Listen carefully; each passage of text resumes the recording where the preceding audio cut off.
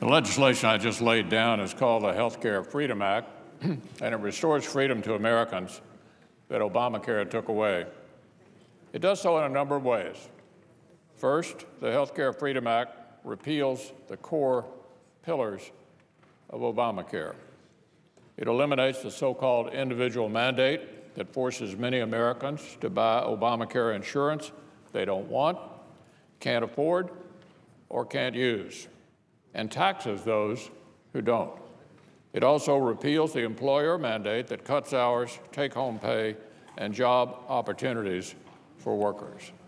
Second, the Healthcare Freedom Act provides significant new flexibility to states. The Healthcare Freedom Act gives states just the kind of flexibility they need to implement reforms that provide more options for consumers to buy the health insurance they actually want. These reforms also help make insurance more affordable and flexible, so it's something Americans actually want to buy. Finally, the Healthcare Freedom Act frees Americans from Obamacare in several other ways, too. It provides 3 years of relief from the medical device tax that increases costs, hurts innovation, and has drawn significant criticism from both sides of the aisle.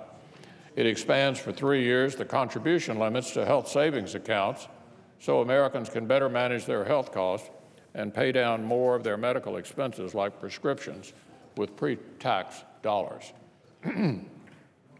Also, the legislation will prioritize funding for women's health through community health centers instead of large abortion providers and political organizations.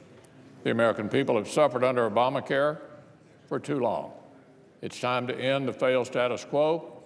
It's time to send legislation to the President that will finally move our country beyond the failures of Obamacare. Passing this legislation will allow us to work with our colleagues in the House toward a final bill that can go to the President, repeal Obamacare, and undo its damage. I would urge everyone to support it. Now, Mr. President, I ask unanimous consent that Senator Murray or her designee be recognized to offer a motion to commit. Further, that the remaining time be equally divided between the managers or their designees.